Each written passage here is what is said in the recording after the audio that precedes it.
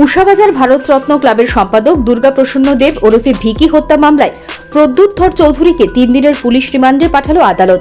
পুলিশের জিজ্ঞাসাবাদেই বেরিয়ে আসবে এই ঘটনার সঙ্গে আর কারা জড়িত আছে। বৃহস্পতিবার পশ্চিম ত্রিপুরার মুখ্য বিচার বিভাগীয় আদালতে 5 দিনের পুলিশ রিমান্ড চেয়ে প্রদ্যুৎ ধর চৌধুরীকে হাজির করে পুলিশ।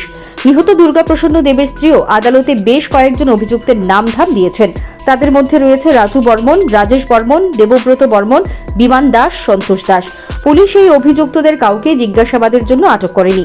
তবে 3 দিনের পুলিশ রিমান্ডে প্রদ্যুৎ ধর চৌধুরীর কাছ থেকে এই খুনের বেশ কিছু তথ্য পাবে বলে ধারণা করছেন আইনজীবী।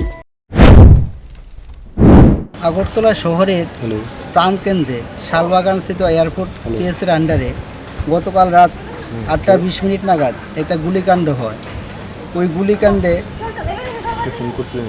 দুর্গাপ্রসন্ন দেব ওরফে ভিকি, উনি ভারতরত্ন ক্লাবের সাধারণ সম্পাদক, ওনাকে হাতিপাড়া শালবাগানে ডেকে এনে ওনাকে অতর্কিতভাবে গুলি করে হত্যা করা হয়। ওই হত্যাকাণ্ডে খবর পেয়ে এয়ারপোর্ট পিএসের পুলিশ এসে ভিকিকে নিয়ে আইএলএসে নিয়ে যায়। নিয়ে যাওয়ার পর ওকে ডাক্তার মৃত বলে ঘোষণা করে।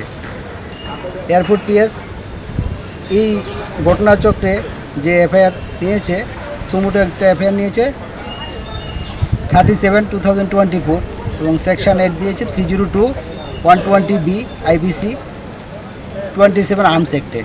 এবং পুলিশ 5 days পুলিশ রিমান্ডের প্রেয়ার করেছে। আমরা সেই অনুপাতে মাননীয় চিফ জুডিশিয়াল ম্যাজিস্ট্রেট আগরতলা সৈকত দাসের কোর্টে নিরীক্ষণ সওয়াল করে আমরা 5 days পুলিশ রিমান্ডের প্রেয়ার করেছি। আদালত বিবেচনা করে কিছুক্ষণের মধ্যে আদেশ দেবেন এবং আমরা আদালতের কাছে এই বিচার আরও এই ঘটনাচক্রের সঙ্গে জড়িত আরও যারা যারা মিসক্রিয়েন্ট জড়িত আছে ওদেরকে ধরার জন্য আদালত যাতে 5 days পুলিশ রিমান্ড প্রেয়ার আদেশ দেওয়া হবে করে সেটা আমরা প্রেয়ার করেছি। প্রসঙ্গত 30 এপ্রিল রাত আনুমানিক 8টা নাগাদ বিমান দাস ভারতরত্ন ক্লাবের সম্পাদক দুর্গাপ্রসন্ন দেবকে শালবাগান এলাকায় ডেকে নিয়ে যায় বলে অভিযোগ। শালবাগান এলাকাতেই খুন হয়েছে দুর্গাপ্রসন্ন দেব। সূত্রের খবর, নেগোসিয়েশন বাণিজ্য নিয়ে দীর্ঘদিন ধরেই উষাবাজার এলাকায় দুই গোষ্ঠীর মধ্যে চলছে তীব্র বাদানুবাদ। এরই জেরে খুন হয়েছেন দুর্গাপ্রসন্ন দেব। তবে এই খুনের ঘটনাকে ঘিরে উষাবাজার এলাকায় আজও চরম উত্তেজনা বিরাজ করছে।